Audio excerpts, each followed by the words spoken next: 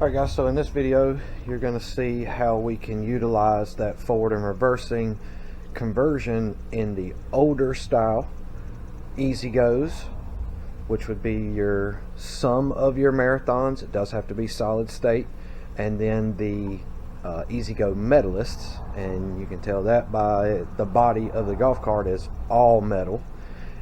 And then the next video that we put out, you're going to be able to see us utilize that same conversion kit for the little bit newer style EZGO TXTs. Got a short out about it. Hopefully some of you have seen it already. That's the video that we're going to put out for the newer style stuff. So stay tuned guys and enjoy the video.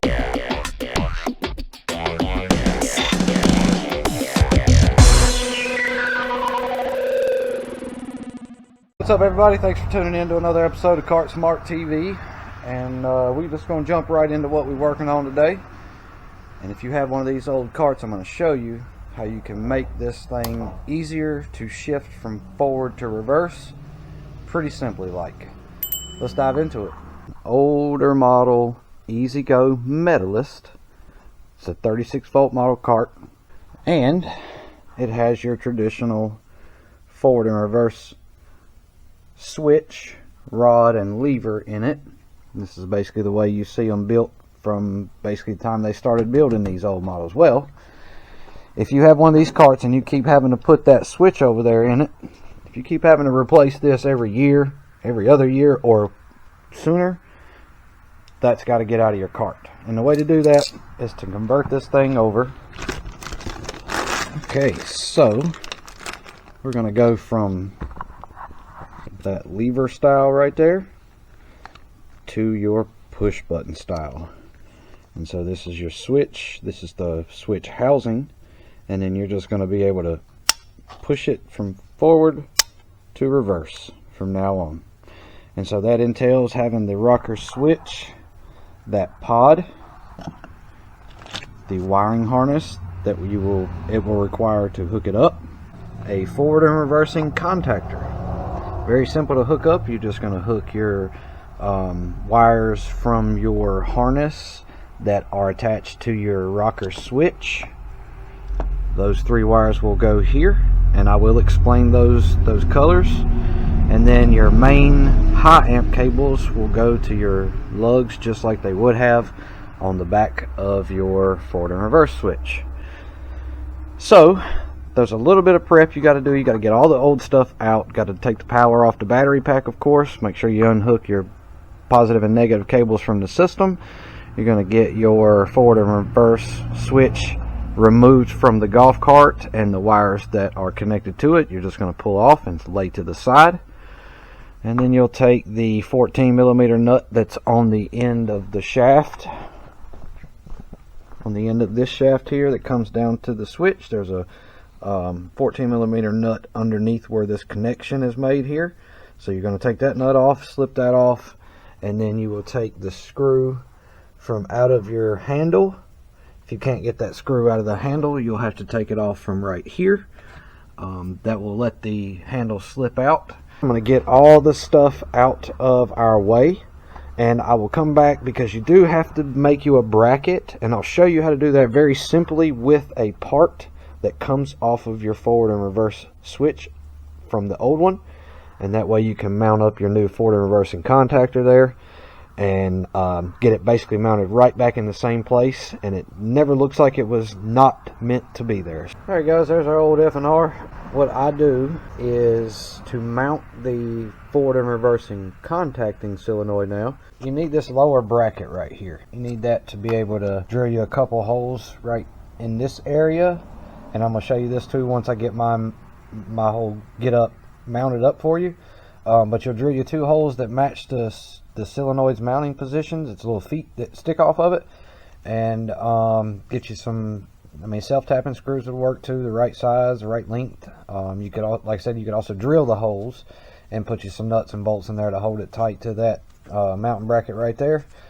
But you'll have to get that off, and you do that by taking this bolt out and that bolt out, and then they separate into two pieces. Also wanted to mention that when you get the get the cover off of this, you're going to have the wires that plug into your micro switches here and here, here and here. And then your high amp wires go on the back side of this, so you'll take those wires off as well, along with all the wires that hook to your micro switches here from the golf cart. Get those two 13mm bolts. If someone hasn't changed that size before, out of the bottom, pulls this whole thing out of the golf cart for you.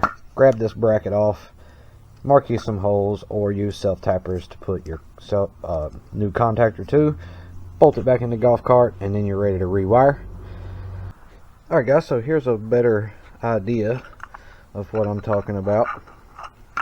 So I fortunately had an extra F&R switch that was burned up in one of the lugs over here, so I just pulled the bracket off of that. So now I don't have to worry about, you know, going through the crap of cleaning this up and painting it. But you certainly can, especially if you don't have extra few of these laying around where they're burned up like I do. But take this off, get it cleaned up nice, paint it up if you'd like to. If not, throw it sucker right back in there. It's not really going to make any difference either way. It's just to help mount your contactor onto. So let's go through that. So as you can see, I drilled the holes. I laid that up there. I laid the contactor up to it, got it as level as possible. Then I made marks on the edges where the feet are, where you see the bolts. You may have to, like, if you can use these bolts right here. When you pull these out, the only thing you'll have to do is like shave just a little bit of the like edge off of the feet, both top and bottom of it. That way you can get that size bolt to pass through, and then you can drill for that size bolt to pass through your bracket like that, and then put the nuts on it, mount her up, and then mount it in the golf cart. We'll start getting this thing mounted in now, and basically what you'll do is you'll just lay it right back in the same, there's a hole there, and there's a hole right there, so you can lay it right back in that same spot. It's in this OEM position. Won't change a thing. The only thing you're changing is having to fight flipping that lever back and forth so much, and then it wearing out so bad. Then you just wire up from there. Alright guys, there you go, all bolted to the cart now, and I put 2 new bolts there because there's where all rusty, and that locking nut there is pretty much, it was tough to get out. I figured it would break off, but it did spin all the way out. But I was like, you know what, let's just put a couple new bolts here for them. Your controller is here, okay, front of the golf cart's that way. I like to make sure that the contactor far forward as I can get it, because it'll just help keep the high amp cables, you know, stretched out some, and not need to cut them to shorten them up some and have to put new ends on them and all that. It's just, I don't know, it works for me, so I like to do it that way. So there's a couple ways that you can identify your high amp cables. One of them will be in your jacket. You'll see a letter or possibly a number. I've been seeing a lot of them that have letters on them instead of numbers, so you know, like A, B, C, and D. If you look at a wiring schematic for them, they also label the old forward and reverse switch A, B, C, D around the high amp lugs back there. And so basically your forward and reverse has S1, A2, M minus, and S2 on it. Now you have to remember, some of these golf carts have basically like a double wire that, and it depends on what controller's in it too. Some of the 5-pins have 4 high amp lugs across them, and some of them have just 3. The double wire does have to go together with each other, but that, I will explain that to you once we get to that step. But all I'm saying here is you want to identify which cable is what, put a tag on them so that you can you know, identify where these cables are going to go to the new solenoid here. In the Medalist, the motor is rotated to where the lugs are basically like facing down, and so you actually got to jack this thing up, get up under there with a flashlight, identify what cable is what. So I would come in here and put a tag on each individual cable back here, and then I would follow all the way back up to where that cable ends up near the switch, also tagging it right there. Do that for all 4 cables, and then that way when you get ready to put your high amp cables to the solenoid, you're pretty much ready to go right then and there. The motor itself does have the letter, it's either you're either going to see F or S and A's. So your A's are your armature side, and your F or S is going to be your field side. Your S, if you see S's on your motor when you're looking at the wiring labeling, that's going to be a series system. If you see the F's, that's going to be your newer stuff regen system. So keep that in mind too when you're wiring in your forward and reverse switch, to know whether you have an F or an S. We do need to take our cover off of our controller here so we can get to the solenoid and be able to identify how they're hooked up, how the high amp is hooked up to the controllers. Alright, so I've got all my cables there. They're all hooked. I haven't got the nuts on them yet. I labeled everything with a silver marker. So this model is the model that has the 4 high amp lugs on them. You do not need this lug right here when you go to this system. So you can just remove this cable. It will no longer do anything. It will not affect the way this golf cart runs, operates, or any other sort. This particular cable, once you remove, all you have to do to make the system operate properly again is find the A2 cable that comes from your motor and run it from the motor directly to this solenoid. Simple as that, guys. So throw that little tip in there for you, and I'm going to get everything bolted in, all the wires bolted down good and tight, and get this cable out of my way, and we'll come back and wire up our rocker pod. Okay guys, so get your wiring harness, push through this hole that was left behind from taking out the lever, and then you'll just lay your wiring harness that direction. No need to do anything with it just yet, because what we got to do is get our terminals hooked up to our switch. And so you're going to see here that we have red with a white stripe, green, and yellow. So red will go directly in the middle of the switch, and then either green or yellow goes on either side. The easiest way to do it is just hook them up, and then when you get the cart finished and ready to run for the first time, if it runs in reverse and forward and reverse, all you're going to do is take your 2 wires on the outside and swap them on this switch. So before you screw it to the body here, get it all wired up and battery power back to the golf cart, and then try and run it. If it's running in the opposite direction, you just switch those 2 wires right there.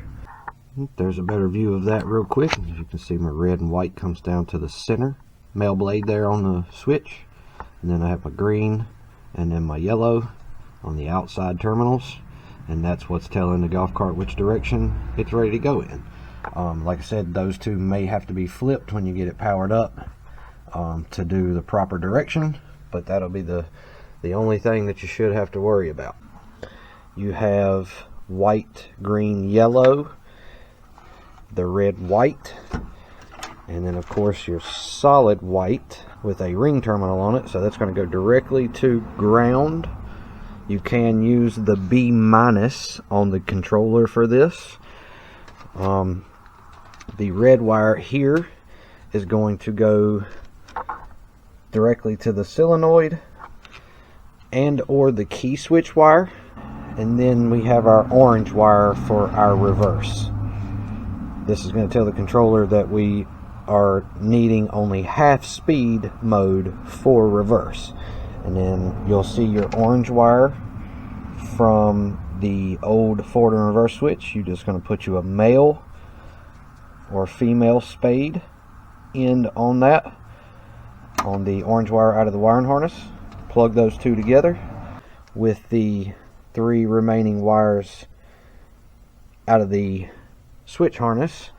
The white one goes in the middle, of the contactor, and the yellow, orange, and green, as the same as the switch, goes on the 2 outer studs as well.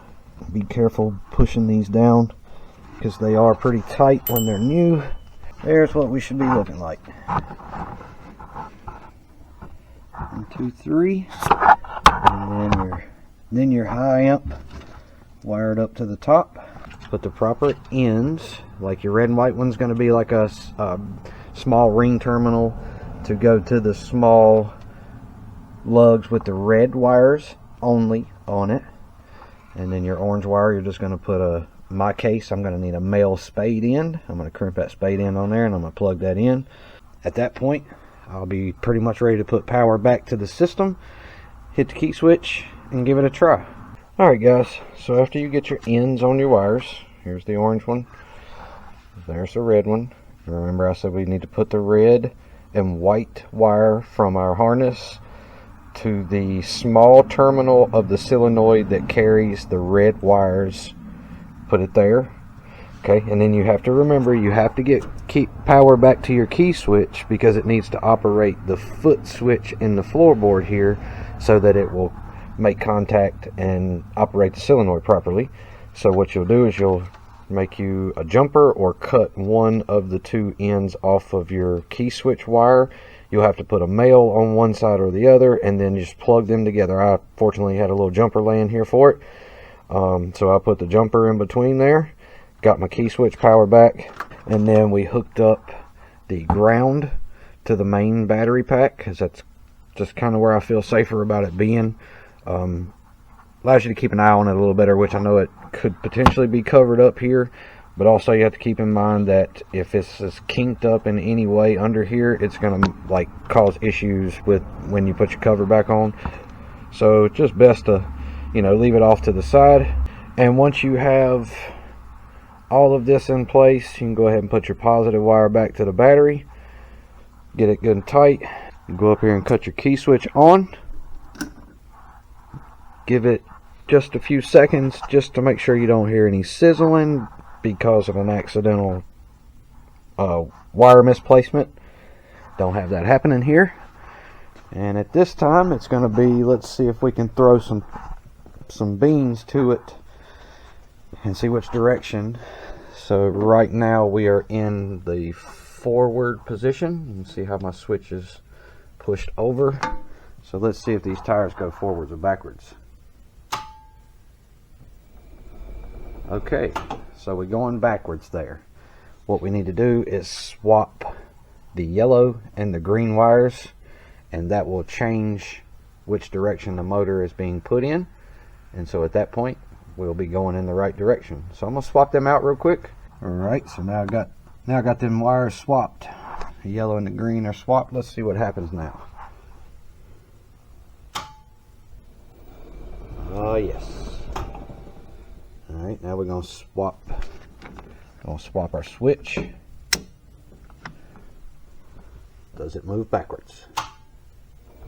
Yes, it does. Alright guys, so now you're down to the home stretch, which is going ahead and getting your switch popped into your housing, and then you can go ahead and mount the housing to the body. And then the last thing is to come in here and do some wire management and put your cover back over your back over your controller and solenoid area, cords back to the battery, and hook their lights back up. Alright everyone, we are done. We got our wires tied up. Gonna cut them tag ends off of the zip ties that hold the wire to the frame there. And then went back and I sprayed a little bit of battery terminal protectant on top of the terminals there for the contactor. That's going to help it protect from rust and any corrosion that tries to build up on it. I'd say that's probably the hardest thing here about this, is that it's kind of hard to protect it because you don't use a cover for it anymore. But if you spray a little something on it, it's going to help keep that from being such a real problem. And I also went back and I touched up all our batteries with protectant. You can see the red on it. Covers back on our controller. All of it's wired up. Last thing to do is just take it for its first endeavor with the new forward and reverse system in it. Very, very, very cool upgrade for being able to get rid of that piece of junk that just continuously melts down time after time after time after time again, because it's just not built to handle that much voltage for a very long period of time. Just never been a good design regardless. But hope you guys enjoyed the video, and as always, if you have any questions about what you're seeing us do, please feel free to reach out to us. Give us a question on the channel there, make a comment, and then I'm pretty sure the phone number is attached to our channel somewhere. If you need to give us a call, please feel free to reach out to us. We'll do everything we can to help you. If you're interested in this, reach out to us. We will certainly get you fixed up. It is really easy to do. You just got to take your time. Don't forget to hit the like button. Hit that bell for all the new videos that's come out. And the last one, don't forget to subscribe to the channel. You promise you won't be disappointed. Thank you so much again. God bless you all.